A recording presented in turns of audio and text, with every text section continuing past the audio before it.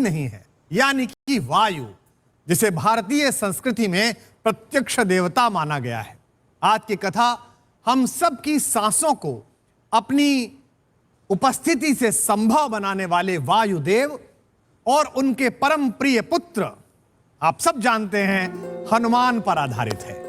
जरा सोचिए कि अपने आराध्य प्रभु श्री राम के असंभव कार्यों को पल भर में संभव कर देने वाले परम शक्तिशाली हनुमान जी का बचपन कैसा रहा होगा। हनुमान जी का बचपन बिल्कुल ऐसा ही था जैसा आज के समय में हमारे आपके घरों में खेलने वाले तेजस्वी बच्चों का होता है। आज की भाषा में वे शैतान और नटखट बच्चे थे। उनका जन्म वायुदेव के आशीर्वाद से हुआ था, इसलिए उनमें वायु जैसी गति थी, और गति के साथ साथ वायु का एक और प्रबल काम है, वो है चंचलता। उनमें वो चंचलता भी थी। एक बार माता अंजना, वे सुबह सुबह कहीं व्यस्त थी और बच्चे को कुछ खाने के लिए देने में थोड़ी देर हो गई। कौतूहल से भरे हनुमान जी भूख में खेल रहे थे तो उनकी दृष्टि दूर आकाश में स्थित उग रहे सूर्य पर पड़ी। उन्हें लगा कि यह तो कोई सुंदर सा फल मालूम होता है, माँ ऐसे ही फल लाकर देती है, आज माँ कहीं व्यस्त है तो हम खुद ही फल ले लेते हैं। उन्होंने अपने अंदर की शक्ति लगाई और फल को खाने के लिए निकल पड़े।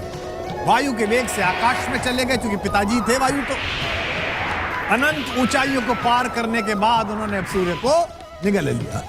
बाल समय रवि बख्श लियो, तब तीनों लोक भयो अंधियार। जब ये बात देवताओं के राजा इंद्र को पता चली तो उन्होंने हनुमान जी से सूर्य को वापस उगलने का आदेश दिया। और बच्चे को राजा और फकीर से क्या मतलब, राजा होंगे अपने घर के। तो उन्होंने इंद्र का भी मजाक उड़ाया कि ले ले निकाल ले। अब ऐसे किसी इंद्र का कोई बच्चा मजाक उड़ा दे तो राजा लोग कितने अहंकार से भर जाते हैं। वही इंद्र के साथ हुआ, वो क्रोध से भर गया।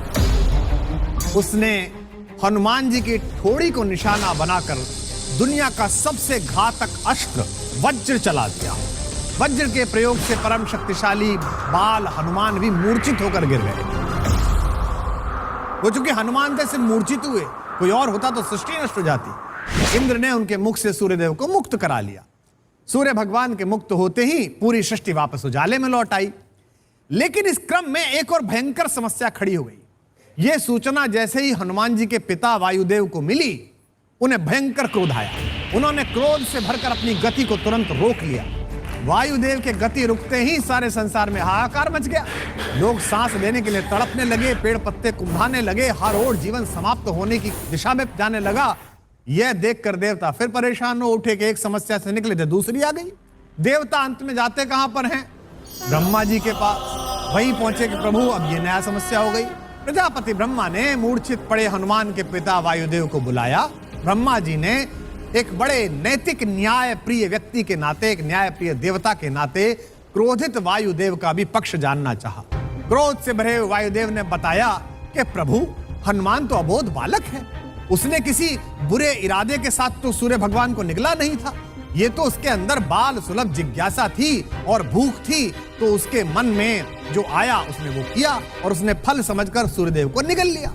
ब्रह्मा जी के आदेश पर पहले तो इंद्रदेव ने सबके सामने वायुदेव से सादर क्षमा याचना की। फिर ब्रह्मा जी ने कहा कि भाई, अब तो इंद्र से गलती हो गई, तो मैं तुम्हारे बालक को आशीर्वाद देता हूं कि इस वज्र का कोई भी प्रभाव तुम्हारे बच्चे पर नहीं पड़ेगा। तुम्हारा बच्चा अजर रहेगा और अमर रहेगा। वायुदेव को प्रसन्न करने के लिए बाकी देवता भी हनुमान जी को आशीर्वाद देने में लग गए।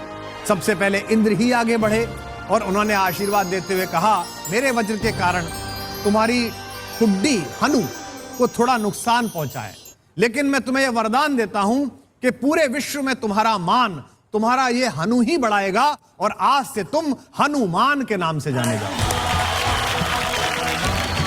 और उसी दिन से पवन पुत्र का नाम हनुमान हो गया। इंद्र ने उन्हें यह भी आशीर्वाद दिया कि न केवल हनु बल्कि तुम्हारा पूरा शरीर वज्र के समान ही कठोर और मजबूत कवच जैसा हो जाएगा। वहां अग्निदेव भी उपस्थित थे। अग्निदेव ने आगे बढ़कर वायुदेव को प्रसन्न करने के लिए हनुमान जी को यह आशीर्वाद दिया कि मेरी अग्नि की ज्वालाएं तुम्हारा कभी कोई नुकसान नहीं कर पाएंगे। जल के देवता वरुण भी वहां मौजूद थे। उन्होंने कहा, तुम्हें जल में भी श्वास लेने में सक्षम होने का वरदान मैं प्रदान करता हूं। अपने पुत्र को सभी देवताओं द्वारा इतना आशीर्वाद मिलता देखकर एक सामान्य पिता की तरह वायुदेव भी बहुत प्रसन्न हो गए और वे अपने कर्तव्य पर वापस लौट गए। उनके कर्तव्य पर वापस लौटते ही एक एक श्वास के लिए तड़पती हुई सृष्टि फिर से खुशहाली की तरफ आ गई। लोक बाओं के जीवन में उत्साह आ गया। यह तो थी कथा, इसका सार क्या है? और स्वर्ण स्वर भारत के इस मंच पर मुझे यह कहते हुए प्रसन्नता है कि हम किसी पश्चिम की ऐसी संस्कृति में पैदा नहीं हुए जहां ईश्वर के बाग में लगे हुए फल को जिज्ञासावश खा लेने पर पूर्वजों को बेदखल किया जाता हो।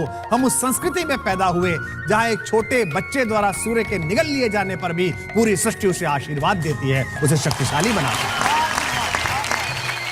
और यह कथा जो मैंने आज सुनाई है यही सिखाती है कि बचपन को थोड़ा उन्मुक्त छोड़ दीजिए।